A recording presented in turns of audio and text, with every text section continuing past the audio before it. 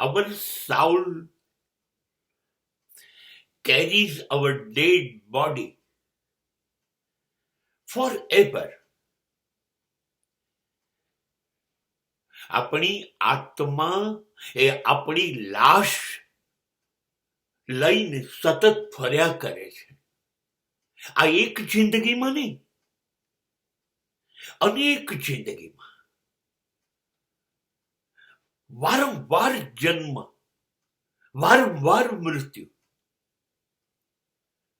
અને દર વખતે ચોક્કસ શ્વાસ કે ચોક્કસ વર્ષો આપણે જીવતા રહીએ છીએ.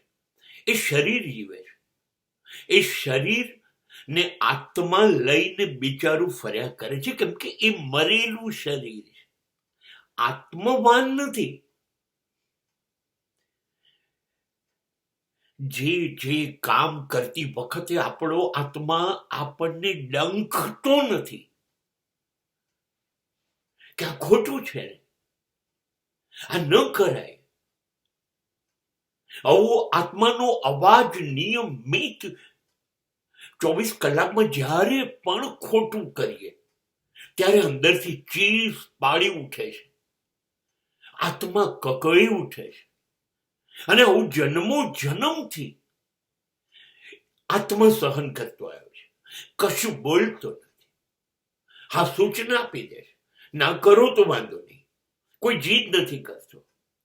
આમ કરતા કરતા તમે મરી જાઓ છો, તમારું શરીર બળી જાય છે, કાં તો માટીમાં દટાઈ જાય છે, અને એ પાછો ફરીથી બીજા શરીરની શોધમાં નીકળી પડે છે, કેમ કે બળી ગયેલા શરીરથી સડી ગયેલા કર્મો કર્યા હતા ને, એ ફળ તો ભોગવવા પડશે ને.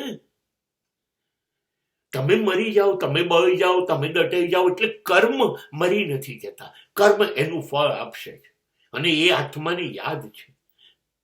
એટલે તમને તમારા કરેલા કર્મનું ફળ આપવા માટે વારંવાર એ શરીર સુધી તમને જન્મ આપશે.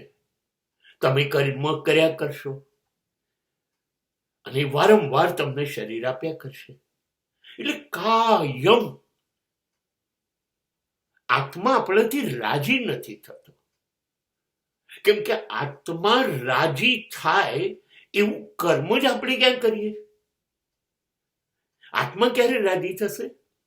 જ્યારે સત્ય, નીતિ, ન્યાય, ધર્મ, પ્રેમ, નિસ્વાર્થપણું, નિર્દોષતા આ બધાથી જીવીશું ત્યારે રાજી થશે. આપણે એનાથી જીવવું જ નથી, આપણે એનાથી વિરુદ્ધમાં જીવવું છે. તો પછી એ બિચારો નારાજ. એટલે એ શું સમજે છે? આ મરેલો જ છે, હવે ભલે ને જે કરવું એ કરે. જે આત્માવાન નથી એ મૃત્યુ પામેલો જ છે. ચલો 50, 60, 70, 80, 90 વર્ષ સુધી એનું આયુષ્ય છે, ત્યાં સુધી એની લાશ હું ઉપાડીશ.